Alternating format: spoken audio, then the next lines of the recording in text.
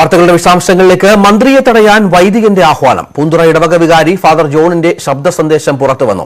മന്ത്രി വി ശിവൻകുട്ടിക്കെതിരെ സംഘടിക്കാൻ സ്ത്രീകളോട് ആഹ്വാനം ചെയ്യുന്നതാണ് ശബ്ദ സന്ദേശം.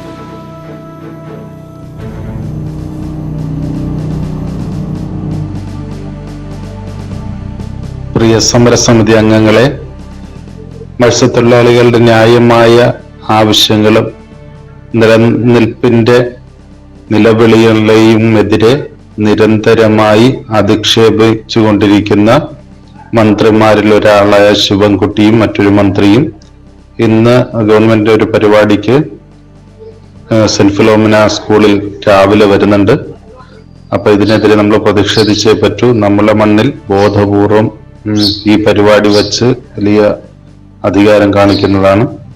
അപ്പോ നമുക്ക് സ്ത്രീകളെ പറഞ്ഞേക്കേണ്ടതുണ്ട്. സാധിക്കുന്ന എല്ലാ സ്ത്രീകളെയും 9 മണിക്ക് വരാൻ പറയുകയും നമ്മൾ അതിനുള്ള നേതൃത്വത്തിന് കൊടുക്കാൻ ഇവിടെ എത്തിച്ചേരുകയും ചെയ്യണമെന്ന് അഭ്യർത്ഥിക്കുന്നു.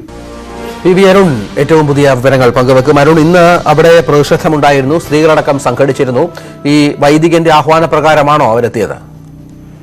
വൈദികന്റെ ആഹ്വാനപ്രകാരം തന്നെയാണ് അവിടെ ആളുകൾ സംഘടിച്ചത്. മന്ത്രിമാർ 2 പേർ അവിടെ സർക്കാരിന്റെ ട്രാഫിക് അവബോധ പരിപാടിയിൽ പങ്കെടുക്കാൻ എത്തുമെന്ന അറിയിപ്പുണ്ടായിരുന്നു. അത് തടയാനായിരുന്നു പൂന്തുറ വികാരിയുടെ ആഹ്വാനം. അതനുസരിച്ച് 100 കണക്കിന് സ്ത്രീകളും പുരുഷന്മാരും അവിടെ സംഘടിച്ചെത്തി. വലിയ പോലീസ് സന്നാഹവും ഉണ്ടായിരുന്നു. സംഘർഷ സാധ്യത കണക്കിലെടുത്ത് മന്ത്രിമാർ പരിപാടിയിൽ നിന്ന് വിട്ടുനിൽക്കുകയായിരുന്നു. ഇത് വിഴിഞ്ഞത്ത് എങ്ങനെയാണോ നേരത്തെ ഈ രീതിയിൽ സമരക്കാർ ആളുകളെ കൂട്ടിയത്, വികാരിമാരുടെ നേതൃത്വത്തിൽ ആളുകളെ കൂട്ടിയത് സമാനമായ ഒരു നീക്കമാണെന്ന് പൂന്തുറയിലും ഉണ്ടായത്. മന്ത്രിമാർ അവിടെ എത്തിയിരുന്നെങ്കിൽ പക്ഷേ കാര്യങ്ങൾ കൈവിട്ടു പോകുന്ന അവസ്ഥയിലേക്ക് മാറുകയും ചെയ്തേനെ. ഏതായാലും അതുണ്ടായില്ല. മന്ത്രിമാർ പരിപാടിയിൽ നിന്ന് വിട്ടുനിന്നു.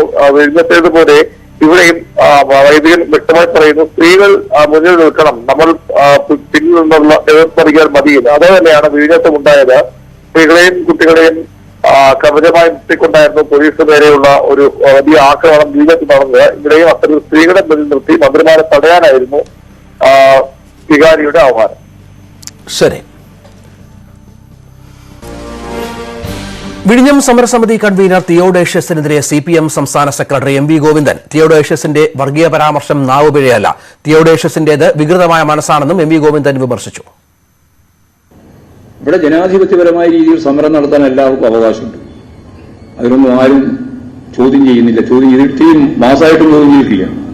അവരുമായിട്ട് നന്നായിട്ട് ചർച്ച ചെയ്യാനും പ്രശ്നം പരിഹരിക്കാനുള്ള നിലപാട് തന്നെയാണ് സ്വീകരിച്ച് മുന്നോട്ടേക്ക് പോയത്. പക്ഷേ കഴിഞ്ഞ ദിനങ്ങളിൽ നടന്നിട്ടുള്ള പോലീസ് സ്റ്റേഷൻ ആക്രമണം യാദൃശ്ചികമായി സംഭവിച്ച ഒന്നല്ല. ആരെങ്കിലും കളമുറന്നതല്ല. പത്രക്കാർക്ക് മുഴുവൻ അറിയുന്നതാണ്, മാധ്യമങ്ങൾക്ക് മുഴുവൻ അറിയുന്നതാണ്. വളരെ വ്യക്തമായിട്ട് പ്ലാൻ ചെയ്ത് ആസൂത്രിതമായി അവിടെ തന്നെ ഇതേപോലെ തന്നെ വേറൊരു ഫാദർ പരസ്യമായിട്ട് പ്രസംഗിക്കുകയും ചെയ്തു. പ്രസംഗിച്ചതെന്താ? ഈ പോലീസ് സ്റ്റേഷൻ ഞങ്ങൾ കത്തിക്കുന്ന, അതിനാണ് ആസൂത്രണം ചെയ്തത്, കത്തിക്കാനാണ്. ഒന്നിനെയും ഞങ്ങൾ വെറുതെ ഇടാൻ പോകുന്നില്ല. ആയുധമേന്തി പോരാട്ടം നടത്തുന്ന അവസ്ഥയിലേക്ക് കേട്ടുകേൾവിയില്ലാത്ത രീതിയിൽ കേരളത്തിൽ സംഘടിപ്പിക്കുകയാണ് അവർ ചെയ്തത്. വിഴിഞ്ഞം തുറമുഖ പദ്ധതി പ്രദേശത്തിന്റെ സുരക്ഷയ്ക്ക് കേന്ദ്രസേനയുടെ സേവനം ഏർപ്പെടുത്തുന്നതിൽ വിരോധമില്ലെന്ന് സംസ്ഥാന സർക്കാർ ഹൈക്കോടതിയിൽ. കേന്ദ്ര സംസ്ഥാന സർക്കാരുകൾ ചർച്ച ചെയ്ത് മറുപടി അറിയിക്കണമെന്ന് കോടതി വ്യക്തമാക്കി. വിഴിഞ്ഞത്ത് ഒരു വെടിവെപ്പ് ഒഴിവാക്കി സാധ്യമായതെല്ലാം ചെയ്തുവെന്നും വെടിവെപ്പ് ഉണ്ടായിരുന്നെങ്കിൽ നിരവധി പേർ മരിക്കുമായിരുന്നുവെന്നും സർക്കാർ ഹൈക്കോടതിയെ അറിയിച്ചു.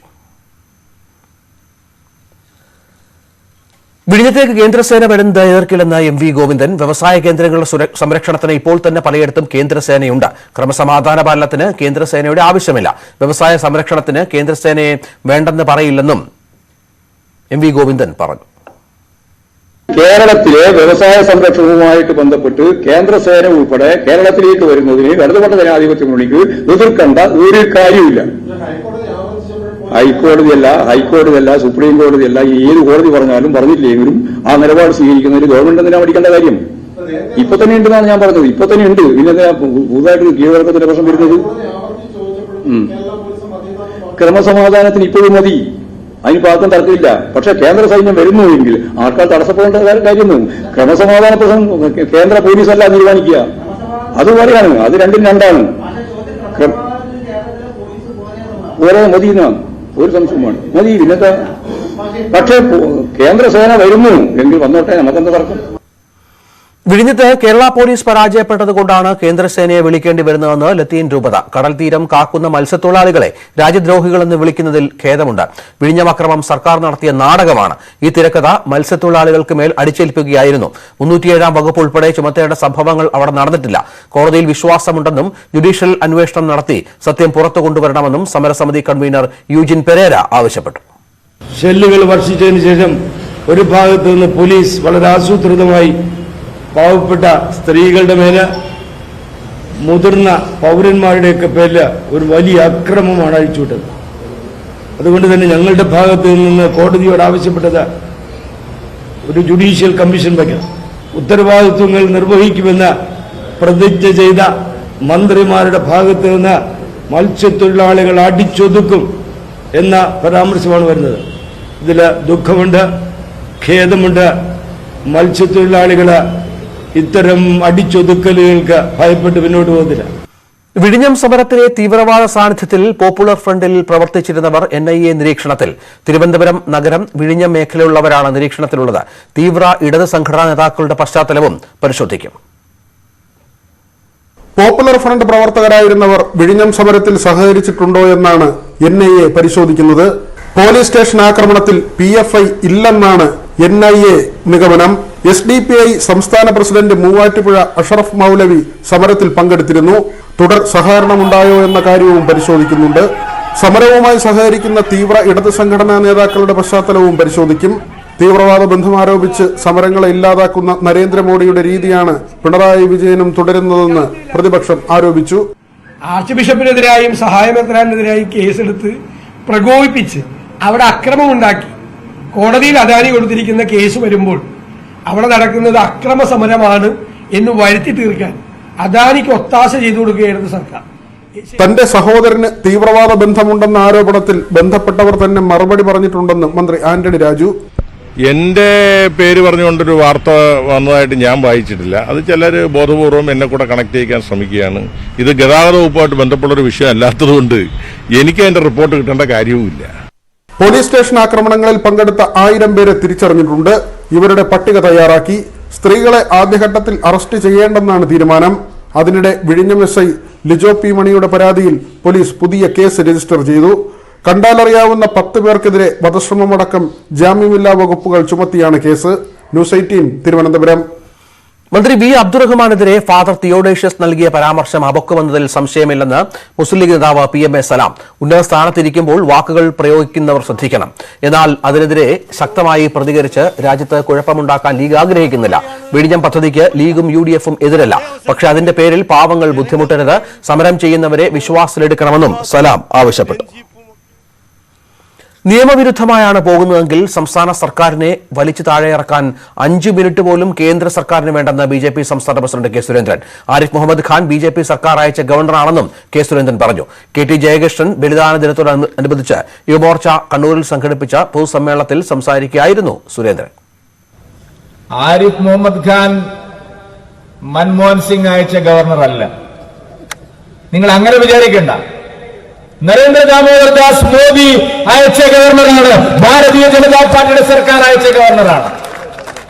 നിയമവിരുദ്ധമായിട്ടാണ് നിങ്ങൾ പോകുന്നതെങ്കിൽ നിങ്ങളുടെ സർക്കാരിനെ വലിച്ച് താഴെ ഇറക്കാൻ 5 മിനിറ്റ് പോലും നരേന്ദ്രമോദി സർക്കാരിന് വേണ്ട എന്ന് നിങ്ങളെ ഓർമ്മിപ്പിക്കാൻ ഞങ്ങൾ ആഗ്രഹിക്കുകയാണ്.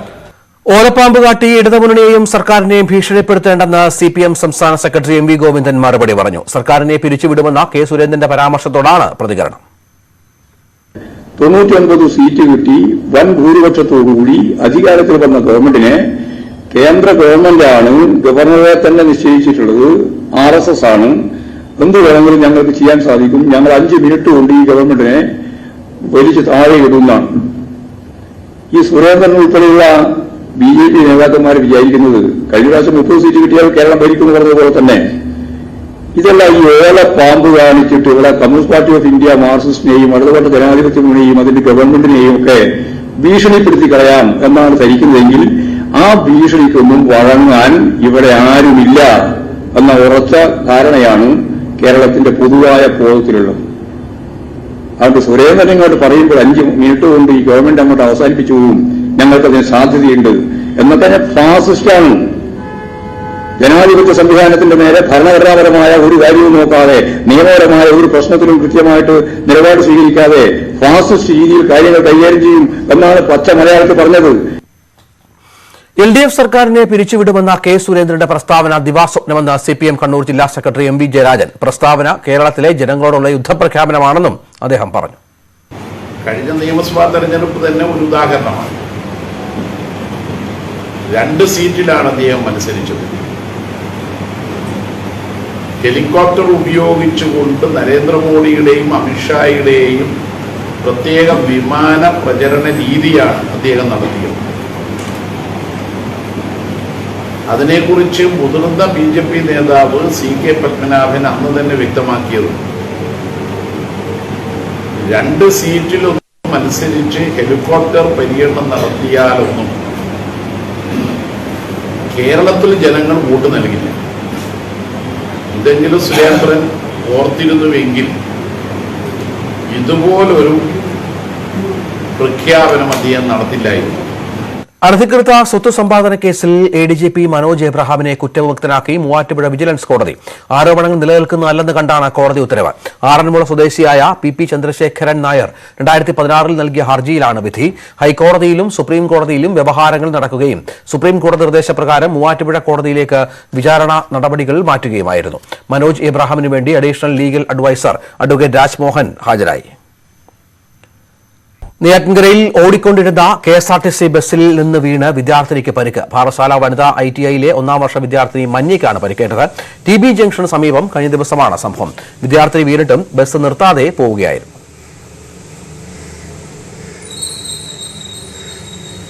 നെയ്യാറ്റിൻകര ജനറൽ ആശുപത്രിയിൽ എത്തിച്ച പെൺകുട്ടിയുടെ നില തൃപ്തികരമാണ്. സംഭവത്തിൽ നെയ്യാറ്റിൻകര പോലീസ് കേസെടുത്തു. തീരദേശ പരിപാലന നിയമം ലംഘിച്ചതിന് പിന്നണി ഗായകൻ MG ശ്രീകുമാറിനെതിരെ വിജിലൻസ് കേസെടുത്ത് അന്വേഷണം നടത്തും. മൂവാറ്റുപുഴ വിജിലൻസ് കോടതിയുടെ ഉത്തരവിനെ തുടർന്നാണ് അന്വേഷണം. അഴിമതി നിരോധന വകുപ്പ് പ്രകാരം കേസെടുത്ത് അന്വേഷണം നടത്താനാണ് നിർദ്ദേശം. കൊച്ചി ബോൾഗാട്ടി പാലസിന് സമീപം പഴയ കെട്ടിടം പൊളിച്ച് MG ശ്രീകുമാർ പുതിയ കെട്ടിടം പണിതിരുന്നു. ഇത് തീരദേശ പരിപാലന നിയമം ലംഘിച്ചാണ് എന്നാണ് കണ്ടെത്തൽ. കോവളത്ത് വിദേശ വനിതയെ ബലാത്സംഗം ചെയ്ത് കൊലപ്പെടുത്തിയ കേസിൽ 2 പ്രതികളും കുറ്റക്കാരെന്ന് കോടതി. പ്രതികളായ പനത്തൂറ സ്വദേശികളായ ഉമേഷ്, ഉദയൻ എന്നിവർക്ക് തിങ്കളാഴ്ച ശിക്ഷ വിധിക്കും. തിരുവനന്തപുരം പ്രിൻസിപ്പൽ സെഷൻസ് കോടതിയാണ് കേസ് പരിഗണിച്ചത്. സത്യം തെളിഞ്ഞുവെന്നും നന്ദിയെന്നും സഹോദരി പ്രതികരിച്ചു. ആയുർവേദ ചികിത്സയ്ക്കായി കേരളത്തിലെത്തിയ ലാത്വിയൻ സ്വദേശിയായ യുവതിയെ 2018 മാർച്ച് 14 കാണാതായത്. കടുത്ത വിഷാദ രോഗത്തെ തുടർന്നാണ് യുവതിയെ സഹോദരിയും ഭർത്താവും ചികിത്സയ്ക്കായി കേരളത്തിലെത്തിച്ചത്. മാർച്ച് 14 രാവിലെ 9 പതിവ് നടത്തത്തിനിറങ്ങിയ യുവതിയെ കാണാതായി അന്നുതന്നെ സഹോദരിയും ആശുപത്രി ജീവനക്കാരും കോവളം, പോത്തൻകോട് പോലീസ് സ്റ്റേഷനുകളിൽ പരാതി നൽകി. 1 മാസത്തിനു ശേഷമാണ് അഴുകിയ നിലയിൽ മൃതദേഹം കണ്ടെത്തിയത്. കോവളം ബീച്ചിൽ നിന്ന് വാഴമുട്ടത്തെ കണ്ടൽക്കാടിനടുത്തുള്ള ക്ഷേത്ര ഓഡിറ്റോറിയം വരെ നടന്നെത്തിയ വനിതയെ ടൂറിസ്റ്റ് ഗൈഡ് എന്ന വ്യാജേന ഉമേഷ് കെണിയിൽ വീഴ്ത്തി. സുഹൃത്തായ ഉദയനമൊത്ത് യുവതിക്ക് ലഹരി മരുന്ന് നൽകി കാടിനുള്ളിൽ കൊണ്ടുപോയി ബലാത്സംഗം ചെയ്തു. വൈകിട്ടോടെ ബോധം വീണ്ടെടുത്ത യുവതി കണ്ടൽക്കാട്ടിൽ നിന്ന് രക്ഷപ്പെടാൻ ശ്രമിക്കുന്നതിനിടെ കഴുത്ത് ഞെരിച്ച് കൊലപ്പെടുത്തി. ആത്മഹത്യയെന്ന് വരുത്തി തീർക്കാൻ മൃതദേഹം സമീപത്തുള്ള മരത്തിൽ കാട്ടുവള്ളി ഉപയോഗിച്ച് കെട്ടിത്തൂക്കി. സാഹചര്യ തെളിവുകളുടെ അടിസ്ഥാനത്തിൽ പ്രതികൾ കുറ്റക്കാരെന്ന് തെളിഞ്ഞു. ആ സ്ഥലത്ത്, ആ മരണപ്പെട്ട സ്ഥലത്ത് ഒരു കാരണവശാലും മികയ്ക്ക് ഒറ്റയ്ക്ക് എത്താൻ കഴിയുകയില്ല. ആരുടെയെങ്കിലും ഒരാളുടെ സഹായമില്ലാതെ എത്താൻ കഴിയില്ല. അവിടെ വെച്ച് കൊലപാതകമാണ് നടന്നത് എന്നുള്ളത് 100% ഉറപ്പായിട്ടുണ്ട്. ഓരോ സാധ്യതകളും അവിടെ വരാൻ സാധ്യതയുള്ള എല്ലാ ആൾക്കാരെയും ഞങ്ങൾ നോട്ട് ചെയ്തു. അവിടെ ബോക്സുകൾ കംപ്ലീറ്റ് വെച്ചു ഇൻഫർമേഷന് വേണ്ടിയിട്ട്. ആ സ്ഥലം കംപ്ലീറ്റ് സെർച്ച് ചെയ്തു. 10-12 ഏക്കറുള്ള സ്ഥലം കംപ്ലീറ്റ് സെർച്ച് ചെയ്തു. പിന്നെ ഏകദേശം 700-നും 1000-നും ഇടയ്ക്ക് ആൾക്കാരെ നിരന്തരമായി ചോദ്യം ചെയ്തു. ഇപ്പോഴും ഒരു ഇൻവെസ്റ്റിഗേഷൻ മാത്രമല്ല, ഒരു പ്രോസിക്യൂഷൻ, നല്ല പ്രോസിക്യൂഷൻ അത്യാവശ്യമാണ്. അപ്പോൾ മോൺരാജ് പോലുള്ള പ്രോസിക്യൂട്ട് ചെയ്തതിന് ഒരു ഭാഗ്യമാണ്.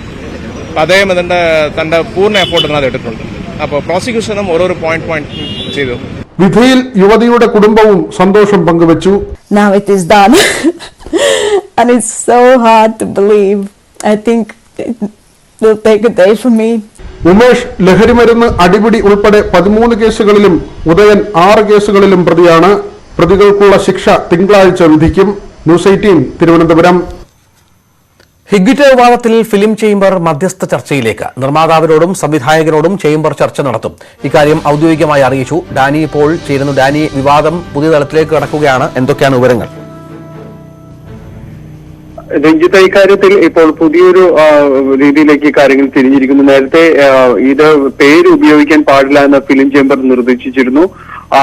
അതിന്റെ അടിസ്ഥാനത്തിൽ വലിയ രീതിയിലേക്ക് ഒരു വിവാദങ്ങളും ഇതുമായി ബന്ധപ്പെട്ട് ഉണ്ടായിരുന്നു. കാരണം പേര് എങ്ങനെ ഉപയോഗിക്കാൻ കഴിയാതാവുന്നു, അതിനെങ്ങനെ നിയന്ത്രണം ഏർപ്പെടുത്താൻ കഴിയുന്നതിന് അതിൽ ആർക്കാണ് ഒരു അവകാശവാദം തുടങ്ങിയ വലിയ രീതിയിലുള്ള ചർച്ചകളിലേക്കാണ് അത് പോയത്.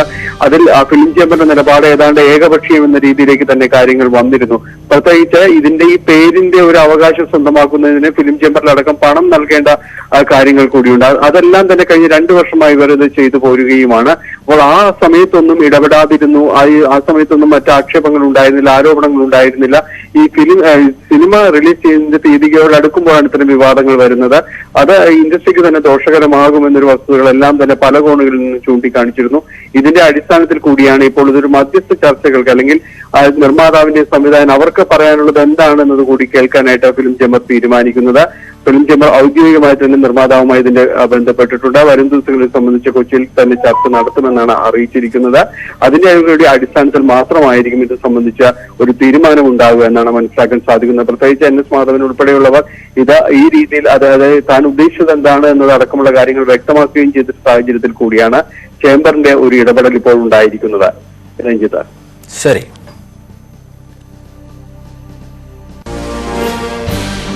എറണാകുളം അങ്കമാലി അതിരൂപതയിലെ പ്രശ്നങ്ങളിൽ സിറോ മലബാർ സഭാ സിനഡിൽ കടുത്ത ഭിന്നത. ആർച്ച് ബിഷപ്പ് ആൻഡ്രൂസ് താഴത്തിന്റെ നടപടി അപലപിച്ച് 9 മെത്രാൻമാർ കർദിനാൾ ആലഞ്ചേരിക്ക് കത്ത് നൽകി. സംഘർഷ സാഹചര്യത്തിൽ ബിഷപ്പ് ബസലിക്കയിലേക്ക് പോകരുതായിരുന്നുവെന്ന് കത്തിൽ കുറ്റപ്പെടുത്തുന്നു. എറണാകുളം അങ്കമാലി അതിരൂപതയിലെ കത്തീഡ്രൽ ബസലിക്കയിൽ കഴിഞ്ഞ ഞായറാഴ്ച ഉണ്ടായ കുർബാന പ്രശ്നം ഉൾപ്പെടെയുള്ള വിഷയങ്ങളിൽ അഡ്മിനിസ്ട്രേറ്ററുടെ ഇടപെടലിനെ ശക്തമായ ഭാഷയിൽ അപലപിച്ചുകൊണ്ടാണ് ബിഷപ്പുമാർ മേജർ ആർച്ച് ബിഷപ്പ് കൂടിയായ കർദിനാൾ ആലഞ്ചേരിക്ക് കത്ത് നൽകിയത്. കഴിഞ്ഞ മാസം ബാംഗ്ലൂരിൽ നടന്ന കാത്തലിക് ബിഷപ്പ് കൌൺസിൽ ഓഫ് ഇന്ത്യയുടെ മീറ്റിംഗിനിടെ കൂടിയ സീറോ മലബാർ പ്ലീനറി സമ്മേളനത്തിനിടെ ഉണ്ടായ പൊതുധാരണയ്ക്ക് വിരുദ്ധമാണ് മാർ ആൻഡ്രൂസ് താഴത്ത് എറണാകുളത്ത് പിന്നീട് ചെയ്തതെന്ന് മെത്രാൻമാർ കത്തിൽ കുറ്റപ്പെടുത്തുന്നു. സീറോ മലബാർ സ്ഥിരം സിനഡ് എറണാകുളം അങ്കമാലി അതിരൂപതയുടെ പ്രശ്നങ്ങളിൽ ഇടപെട്ടുകൊണ്ട് 3 മെത്രാൻമാരുടെ നേതൃത്വത്തിൽ ഒരു സമിതിയെ ചർച്ചയ്ക്ക് നിയോഗിച്ചതിനെ ബിഷപ്പുമാർ സ്വാഗതം ചെയ്യുന്നു. എന്നാൽ ചർച്ചകൾ ആരംഭിച്ചതിന്റെ അടുത്ത ദിവസം തന്നെ ബലമായി സിനഡ് കുർബാന അർപ്പിക്കാനുള്ള ആൻഡ്രൂസ് താഴത്തിന്റെ നീക്കം മൂലം ചർച്ചകൾ പോലും വഴിമുട്ടിയതായും മെത്രാൻമാർ ചൂണ്ടിക്കാട്ടുന്നു. ബസലിക്കയിൽ നിലനിൽക്കുന്ന തർക്കം മറ്റു പള്ളികളിലേക്കും വ്യാപിക്കാനുള്ള സാധ്യതയുണ്ട്. ഇത് കൂടുതൽ പള്ളികൾ അടച്ചുപൂട്ടുന്നതിന് കാരണമായേക്കാമെന്നും കത്തിൽ കുറ്റപ്പെടുത്തുന്നു. കത്തിന്റെ കോപ്പി ആർച്ച് ബിഷപ്പ് ആൻഡ്രൂസ് താഴത്തിനും കൈമാറിയിട്ടുണ്ട്. ബസലിക്ക തുറക്കണമെന്നാവശ്യപ്പെട്ടുകൊണ്ട് വൈദികരിൽ വലിയൊരു വിഭാഗവും കഴിഞ്ഞ ദിവസം രംഗത്ത് വന്നിരുന്നു. കുർബാന ഏകീകരണത്തെ ചൊല്ലിയുള്ള തർക്കം എറണാകുളം അങ്കമാലി അതിരൂപതയിൽ നാൾക്കുനാൾ വഷളാകുകയാണ്. ബിഷപ്പുമാർക്കിടയിൽ പോലും ഇതിലുള്ള ഭിന്നത പരസ്യമായി പുറത്തുവരികയാണ്. കൊച്ചിയിൽ നിന്ന് ക്യാമറമാൻ നിതിനൊപ്പം ഡാനി പോൾ, ന്യൂസ് 18. ജനവാസ മേഖലയിൽ മലിനജല പ്ലാന്റുകൾ സ്ഥാപിക്കുന്നതിനെതിരെ കോഴിക്കോട് ആവിക്കൽത്തോട് കോതി പ്രദേശത്തെ ജനങ്ങൾ കോർപ്പറേഷൻ ഓഫീസ് ഉപരോധിച്ചു. കോർപ്പറേഷൻ ഓഫീസിലേക്ക് മാർച്ച് നടത്തി സമരക്കാരെ പോലീസ് തടഞ്ഞത് നേരിയ സംഘർഷത്തിന് ഇടയാക്കി.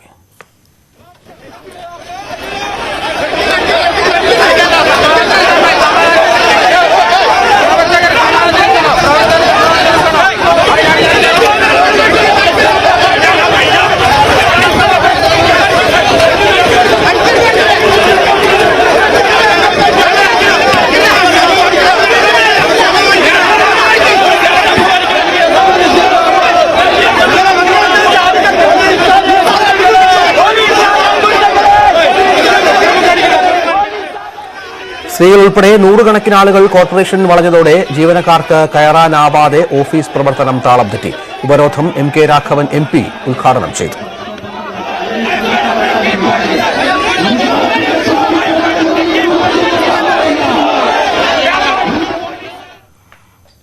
ദർശനപുണ്യം